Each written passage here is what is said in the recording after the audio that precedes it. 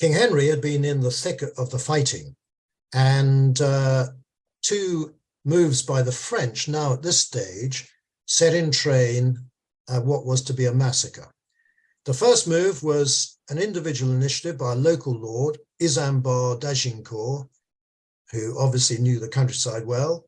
He was aware that the English camp at Maisoncelles in the rear was likely to be weakly guarded, and he led a small body of knights plus a few hundred of local peasants in a move deep into the woods, or indeed around the woods, and behind and into the English lines. They fell upon the camp. They easily overwhelmed the defenders. Many of them were boys, and they killed many of them and made off with a crown, a precious sword, and other items. Now, this was an act which was contrary to the laws of chivalry, and there are reports that the leaders were punished later after the battle by the Duke of Burgundy.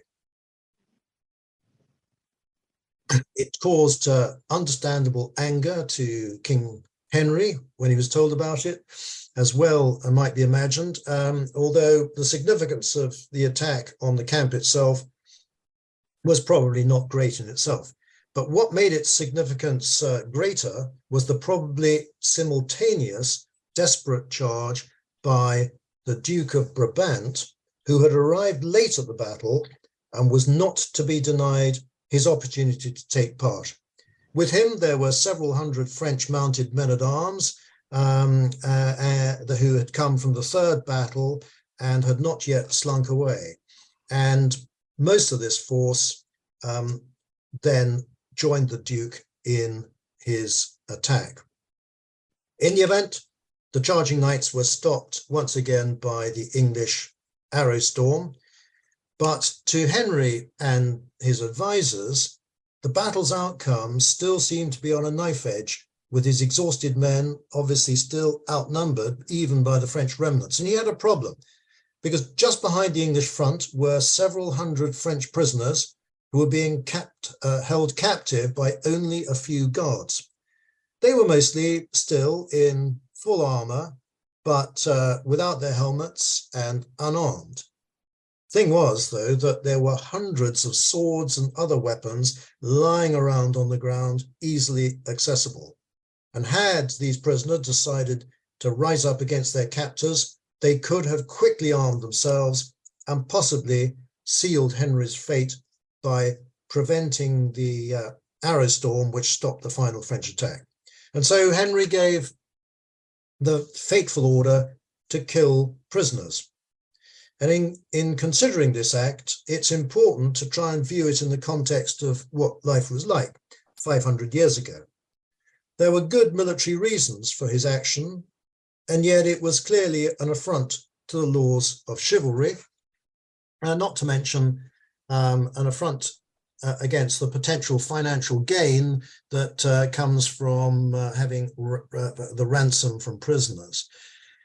Probably because the act of killing a defenseless man would have been considered ignoble by the English men-at-arms, the task was given to a body of 200 archers.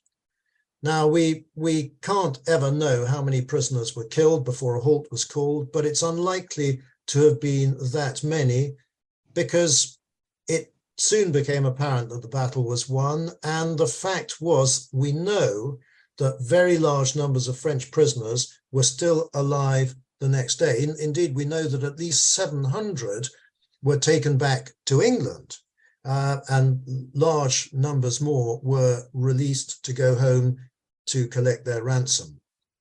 Now, the significance here of the massacre lay in the rank of the prisoners. The knights and men-at-arms on both sides would have killed archers and common foot soldiers out of hand, but they were worth nothing because they were worth nothing in ransom if taken captive, and they would have had to have been fed as well.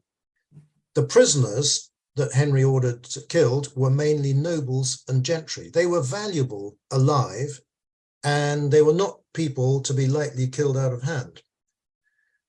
Well, at the time, interestingly, the French chroniclers accepted that Henry's action was justified by military necessity, and they blamed Isambard d'Agincourt for his attack on the English camp. Now, from a distance of 600 years, it's difficult to fully understand the culture of chivalry and ransom.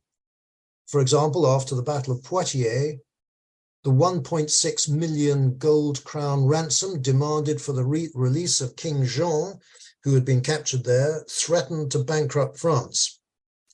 A knight's ransom was calculated as equal to a year of his normal income. Archers' ransoms were £2, assuming that they were simply not killed out of hand.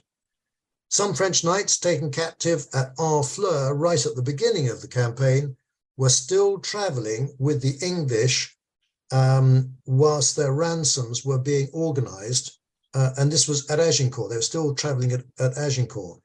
So what happened to them during the battle? Well, immediately before the battle, they were released and they were told that in the unlikely event of an English victory, they should return to captivity.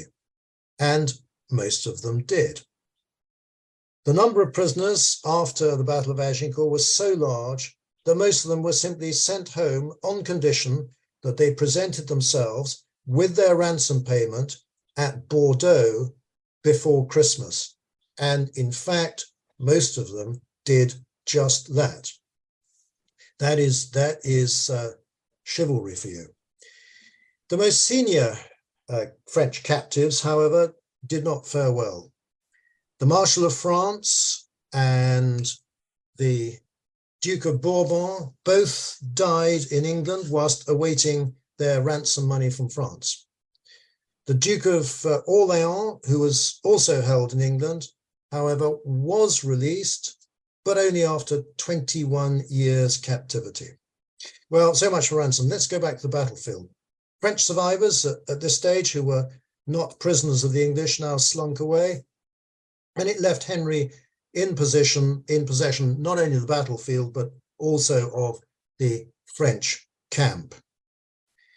The exact casualty list will never be known, but it was clear that the French had suffered a catastrophic defeat. Their dead included no fewer than 3 dukes, 9 counts, 92 barons, and over 600 knights. In addition, there were many, many more gentlemen at arms and huge numbers of common soldiery dead, perhaps 10,000 in all.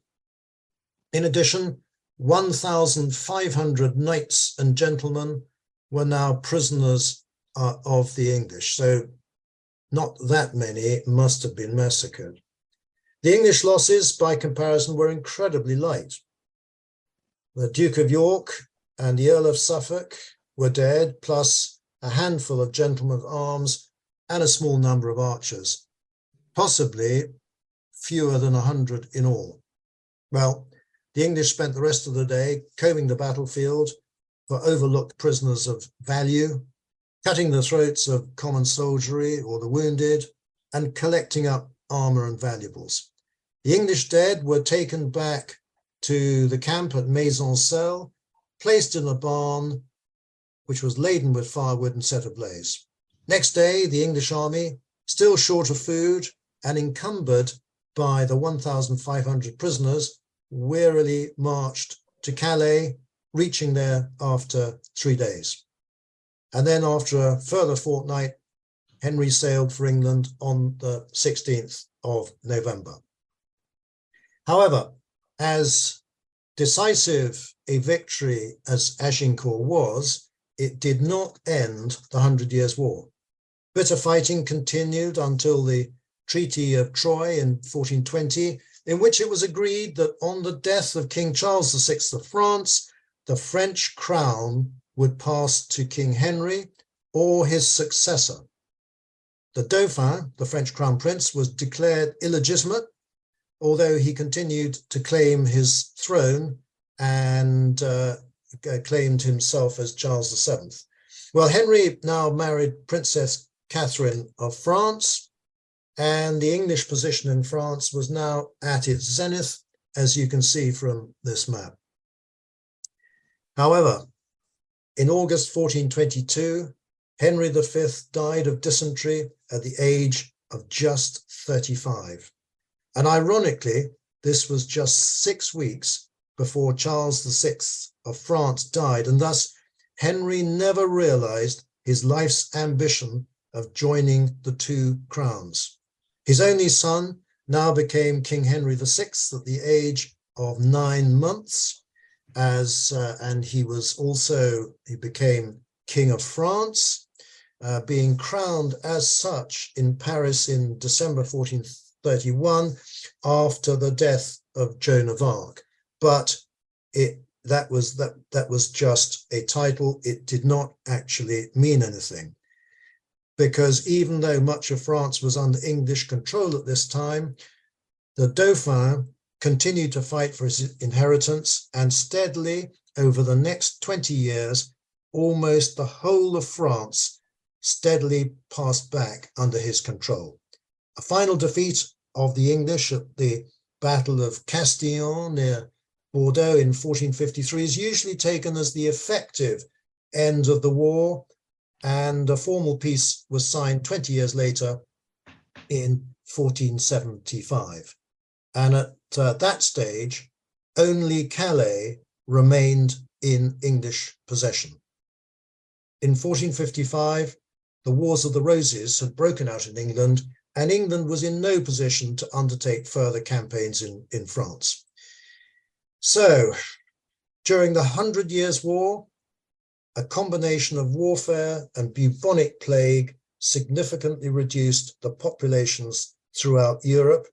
The population of France was halved, whilst the population of England fell by between a quarter and a third. And that was the end of the 100 Years' War. And I'll now stop the recording and take any questions.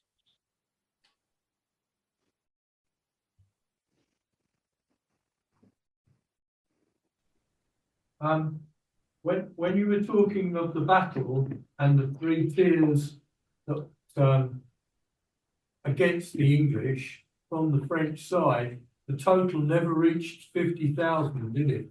Yeah. It didn't. No, it didn't. No. What happened to the others then? I don't know. It's a difference between the theoretical number and the number that were actually assembled at one stage. I mean, it's almost impossible to imagine what life is like, 500 and more years ago. You've got, not only have you not got phones and radios and things, but even the way that messages were sent to different formations who were not gathered together, that is by rider. That was not a dependable way of sending messages. Messages could be lost. People would be sent galloping off to, the Duke of X's men who are known to be at the village of Y. And then when the rider gets there, he finds that they've gone. And so part of the problem in having a potentially gigantic army, which, as you know, was in separate parts so that they could both follow the English and position themselves in front of the English and close off all the bridges and crossings. And so you've got this potentially enormous force, but to actually gather it together for a battle is not straightforward at all. Okay. Yeah. Other questions? James, you mentioned that Edward defined his tactics at the Battle of Morlaix in 1342, but I think he actually developed earlier his tactics of using archers and men-at-arms at Halidon Hill against the Scots. Would you agree with that?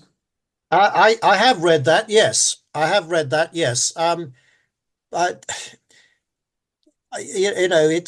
It's very difficult to be specific about when a particular tactic was fully fully formed first of all. It might have been used at one place first and then developed fully elsewhere. And so you will read historians' accounts talking of Morlaix. I think maybe importantly, Morlaix is where it was first used against the French cavalry, and therefore that was the first time it was used on the continent.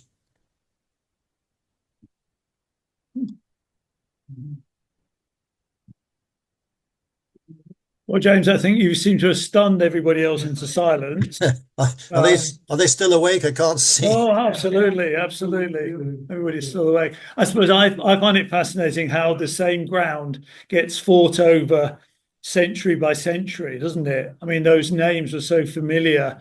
Well, I've just been looking at the death of an uncle, and he was bombing as they were trying to close the Falaise Gap. So again, on one of your maps, you've got Falaise, and then we've got Bapaume for the Battle of the Somme, etc. It does appear these same names time after time just keep, reoccurring.